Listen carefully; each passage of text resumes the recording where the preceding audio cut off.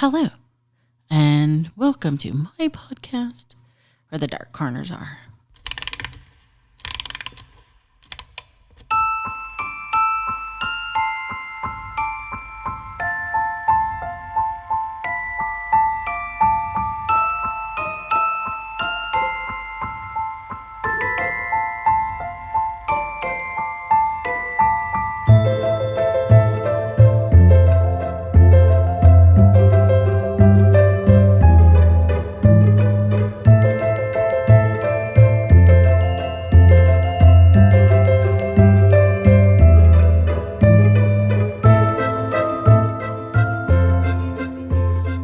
Hello. I am Vina, and I am your Dark Travels hostess. Today, we crack open our paranormal passports and head to the city of Krakow, Poland. Now, believe it or not, one of the curious benefits of living in America is you get a mixture of cultures marrying. And as it is, I am a Polish Mexican. My great-grandfather was actually born in Poland, and he came to America and he became a farmer in Pennsylvania. My grandmother actually spoke Polish. In fact, my mother would tell the story of how when my grandmother would get together with her sisters, they would actually speak in Polish. And my mother didn't realize it was an actual language, thought they were speaking a secret sister language, because that's how young she was when, she was trying to process everything together. So, anyways, now I've actually never been to Poland, but it is on my list behind Scotland and Spain. So, finger crossed, one day I will get there. But for now, let's do a paranormal trip together, if you will. Our first stop is a place the locals call the Horror House. So, what's happening here?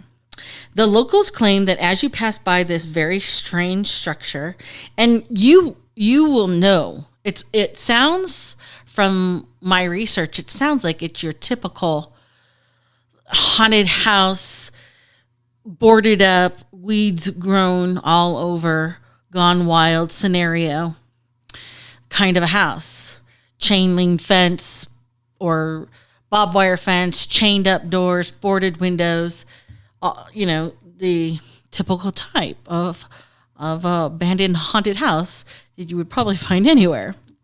But either way, they say even just passing by, you can feel like this immediate breath of terror on your neck. And it is said that the house actually has a tree growing through the roof, and it's like, what happened? So the beginnings of the hauntings actually go back to the 1990s, when a man reportedly hung himself while living in the home or being on the property. And after his death, a married couple moved in, and they barely made it a whole month. And just paranormal activity after paranormal activity, strange thing. But the very last straw was that their car started itself and drove forward into the garage. And that was it. They were like, we're out, we're done. After this couple moved out, another couple who decided to give it a shot moved in. And these were actually owners of a jewelry company. And they decided to open up shop with this house. So they had their jewelry store in the house. And after a while, they started noticing that the gems that they were selling, the jewelry that they were selling, were actually getting crushed in the drawers inexplicably. They didn't understand. They didn't know why. And if that wasn't enough, not only were they losing profits, but the necklaces, some of the displays, were flying off the shelves all on their own accord. Now, after they had enough, an IT company decided to take on the building. And just like the previous owners, they didn't last too long. The entity or haunting actually started, upping their game. I can't believe this. The entity or the haunting decided to start burning some of the computer equipment. And in front of the employees also began throwing the computer monitors on the floor, just out, off and about. So today, it's been left abandoned. And even now, the locals swear that they have found animals that were skinned alive on the property. And nearby residents claim to see strange lights and shadows, through the window. And again, the building's been abandoned. So if you are curious and or interested, if you go to check out this haunted house, just walking by on a dark, probably close to Halloween night, you could potentially see these strange shadows and curious lights to Krakow's horror house. Okay, so that's their main big house. Now, they do claim to have at least one ghost in the actual city. So let's talk churches. They say people can hear the haunting notes of a trumpet call from St. Mary's Church. Why? Well, apparently one night, a sentry who was trying to warn the city of an attack was shot in the throat while he was trying to raise the alarm, and maybe in the afterlife, he did not realize that he had perished, because today, people swear they can still hear him. Whether or not they can see him, in my research, I didn't find whether or not they can see him, just that they can hear him. Now, moving from churches, let's talk castles. This is still Europe. Poland is very much Europe. And, of course, they have their castles. Let's talk the Wawel, I think it's Wawel Castle. And one of the first things you'll notice when you approach this castle is a sculpture of a dragon that was supposedly slain by a clever shoemaker. And it now serves as a warning. You know how Vlad the Impaler would put people's heads on stick and be like, this is going to happen to you. It sounds like the Polish kind of had the same idea to warn off other dragons. So anywho, this particular castle is actually the burial site of Polish kings. And according to legend, the former kings like to have a Christmas Eve party. But, because that's when they hear them the most. However, that doesn't keep them from haunting and, getting jiggy with it any other time of the year, because it said that not only have they heard these former kings, but they have definitely made appearances throughout the rest of the year. Now, so you got kings running around, making merry on Christmas Eve. It's funny how they know which day it is every year because it changes, but hey, whatever. Either way, aside from the kings, there's a court gesture of the former King Sigmund's court.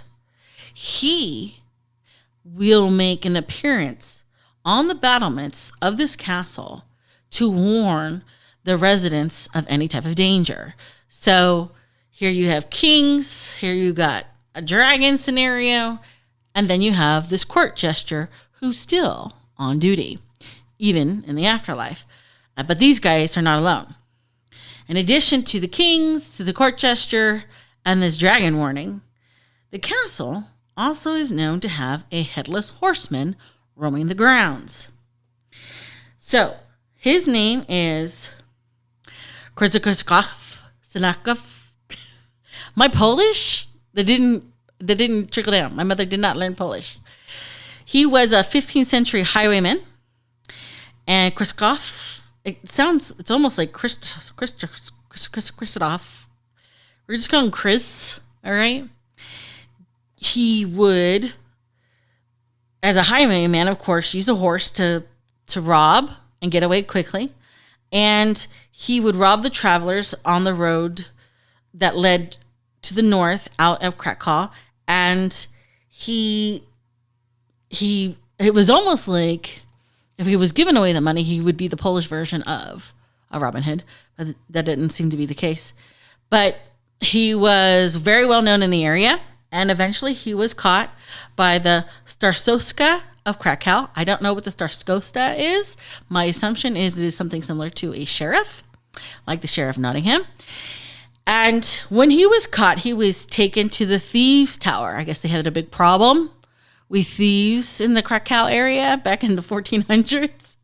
And he would eventually be executed for his crimes of theft. And on top of everything else, so they take him to the foot of the Senatorowska Tower in the castle, and he gets, in 1484. And my assumption, because he's now roaming the grounds of this castle headless, was he was beheaded. And you too, because not only do people who live at the castle, who work at the castle, people who visit, the tourists, have all seen this headless Christophov riding around on his horse at night looking for his head. Okay, so stepping down a little bit from castles, let's talk palace. The Wielopolski Palace. Again, sorry guys, my Polish is no good. Is the current residence of the mayor Krakow. And this palace is also haunted. So this was a love affair that went south a long, long time ago. A genteel woman, a noble woman, fell in love with a man who was beneath her in rank. And her father found out, but he wanted to make sure, so he used a priest to gather intel on his daughter. Because, you go to confession. She confessed her love for this guy. And once daddy had all the information that he needed, he had her killed. To this day, people have seen and heard her hanging about this particular palace.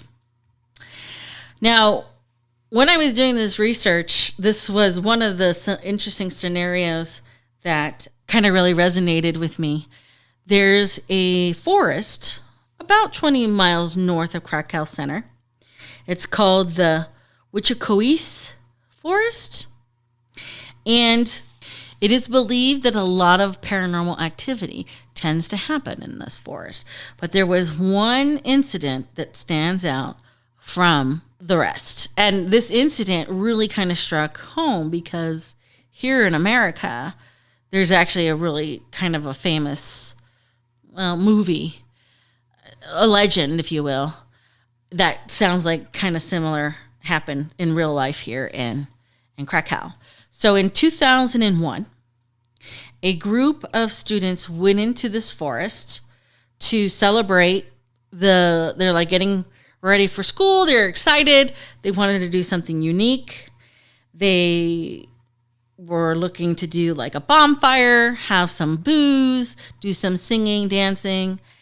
And around 8:30, the group comes across a man who will later say he told them not to go into the forest because it was not safe.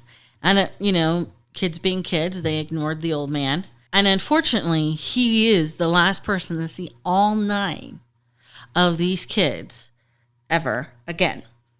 Now, I'm not sure if it's because they didn't believe that the 9 kids were missing and or the police were aware of the paranormal shit that happens in this forest.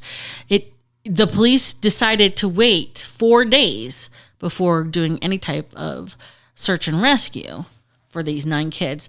And of course, nobody has ever been reported to have been found.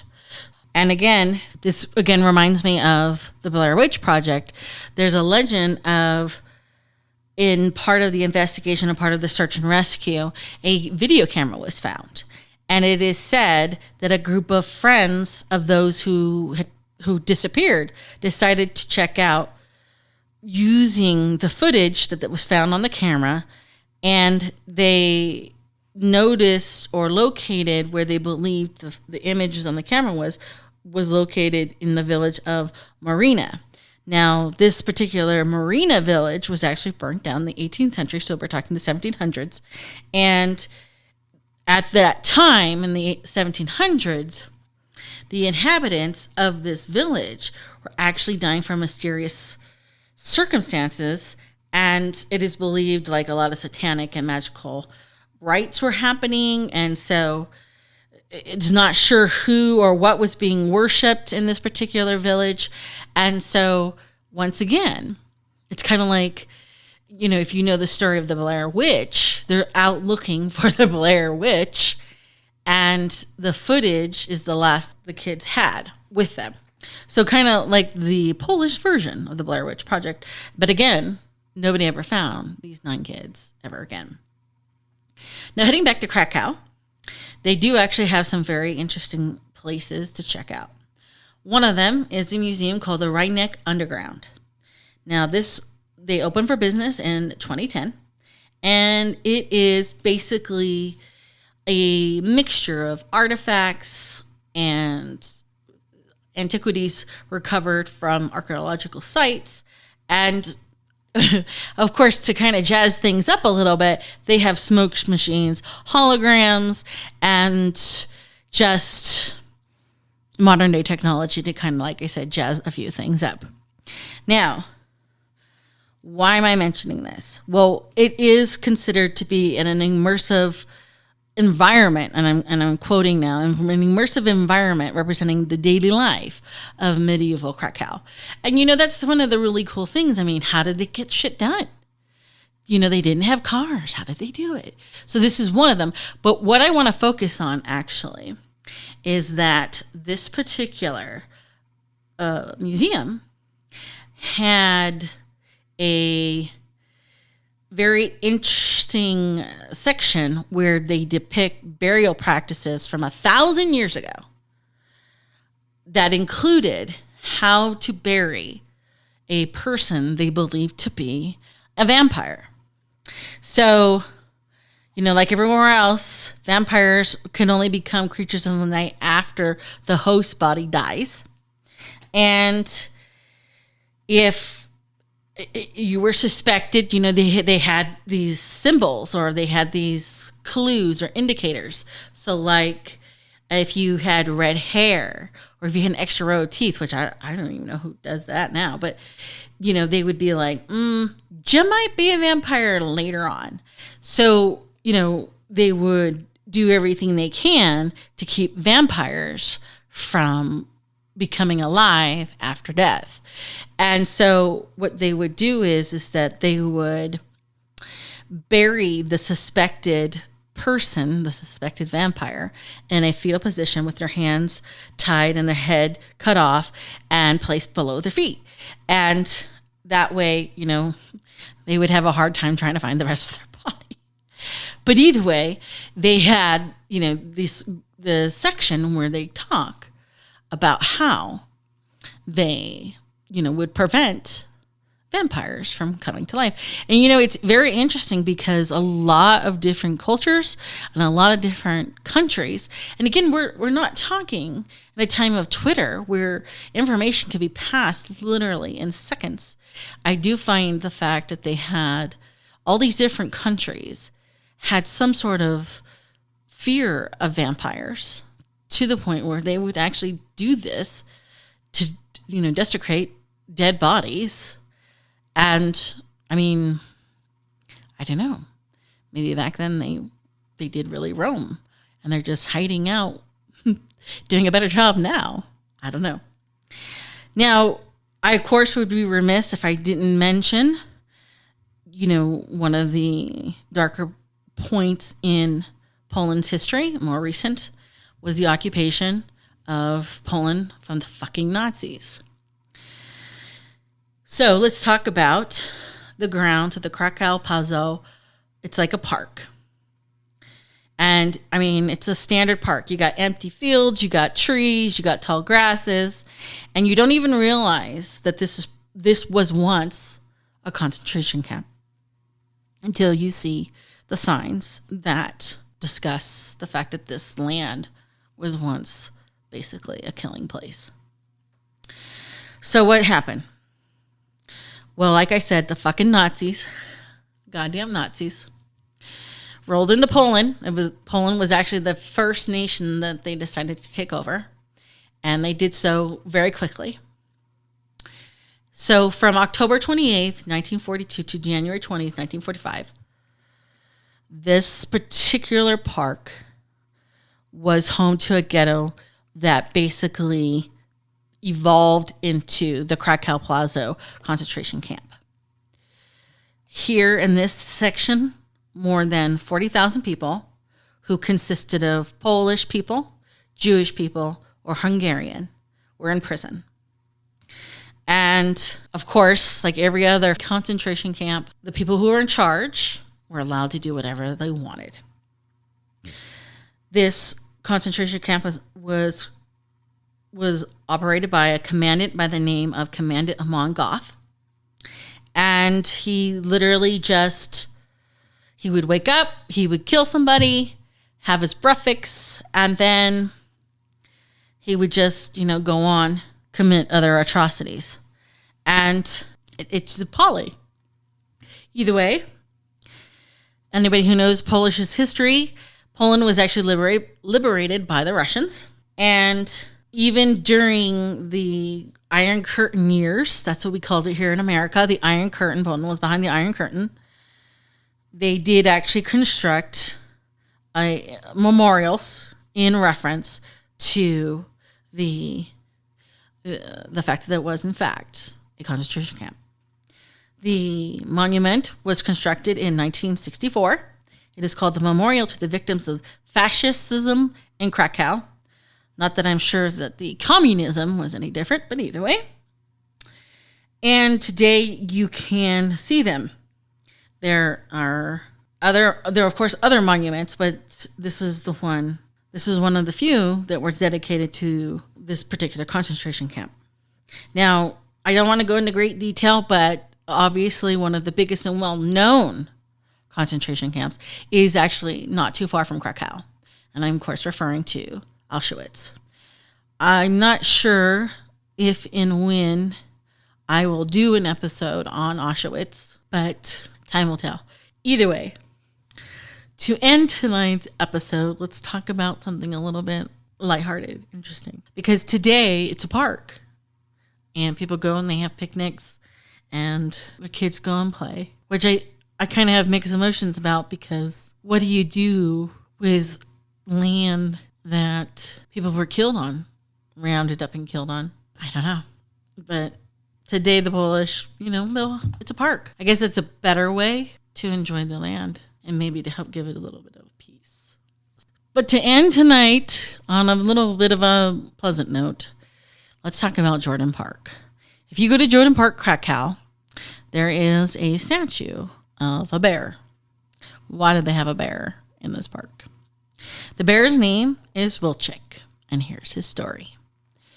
When World War II broke out, Stalin decided to release some of the prisoners from his gulags. The gulags being like a prisoner concentration camp, like the hard labor shit concentration camps from Siberia. He's like, we're going to need all hands on deck. We're going to need some prisoners.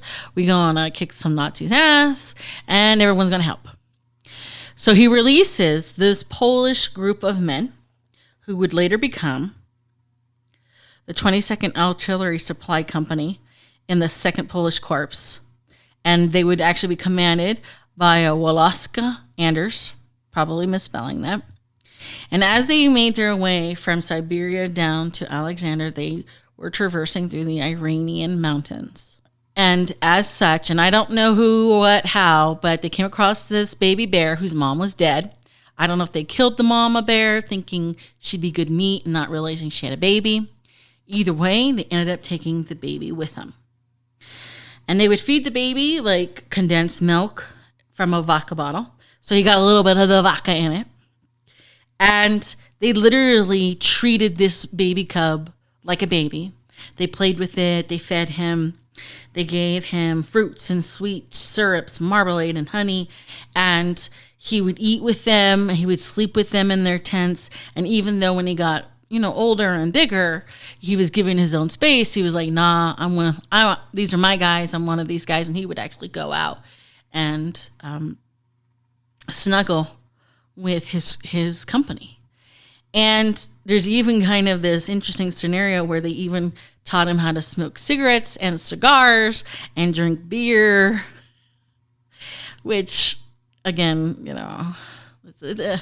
It was a time of war, guys. It was a time of war. But he would like puff on the cigarette and then he would swallow it. So, and that would actually cause some problems for him later. But for now, they kept him. And when they finally met up with the British allies, the British were like, we need to do something with him because we don't allow pets and or mascots. And so what the Poles did, they were like, well, we're just going to enroll him in our army. And he's part of the 22nd now. So, and there's even, I kind of read this kind of funny story of how when they were being called into like roll call by a British commander, he was saying the bear's name and he's like, why isn't this soldier responding? And finally one of the Polish men said, you know, he only speaks Polish and Parisian, so you're speaking the wrong language. He's not going to respond. But either way, Wojciech has a very shiny moment in the course of the war. During the Battle of Monte Cassino in Italy in 1944, as they were trying to reinforce the Allies with much-needed ammunition and supplies, Wojciech literally climbed this mountain up this battlefield, across this battlefield, and carried the ammunition and supplies that they were trying to get to reinforce their ally counterpoints with. And it was he and he alone who literally was carrying the supplies up and down this hill.